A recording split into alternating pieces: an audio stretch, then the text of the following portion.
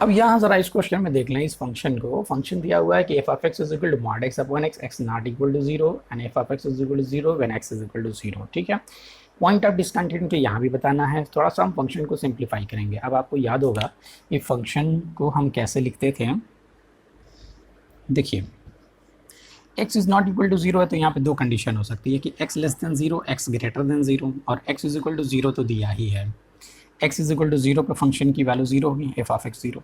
अगर x less than zero है तो मॉड x की जगह पे माइनस एक्स हो जाएगा, तो माइनस एक्स अपॉन एक्स।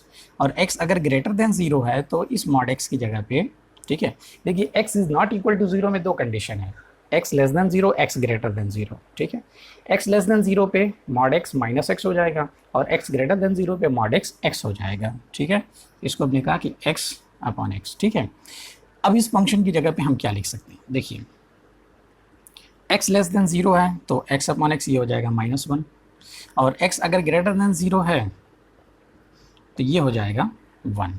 ठीक, अब ये हमारा फंक्शन हो गया। अब इसे ये हमें नहीं चाहिए, इसे हमने मिटा दिया। ठीक है, पॉइंट ऑफ डिसकंटिन्यूटी चाहिए।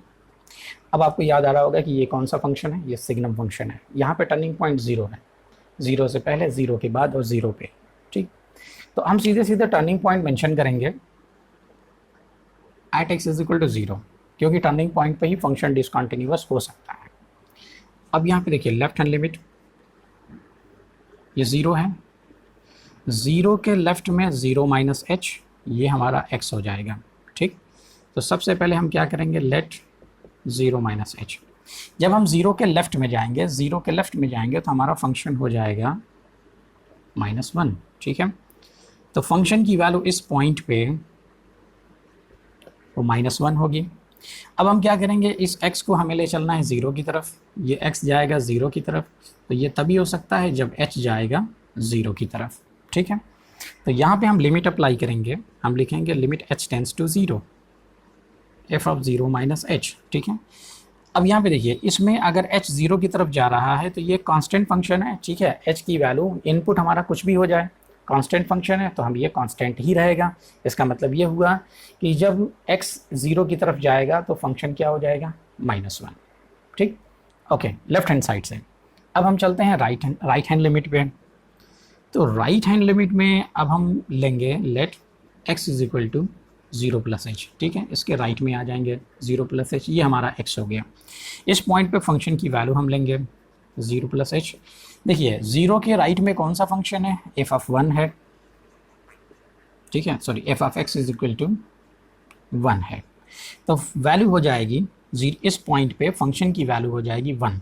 अब हमको अगला काम ये करना होता है कि यहाँ पे हम h टेंस टू ज़ीरो करते हैं, तो limit h tends to zero f of zero plus h.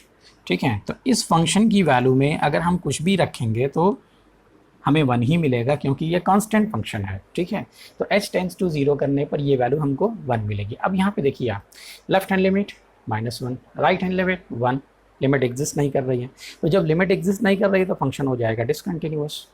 ठीक है, since left hand limit is not equal to right hand limit, therefore f of x is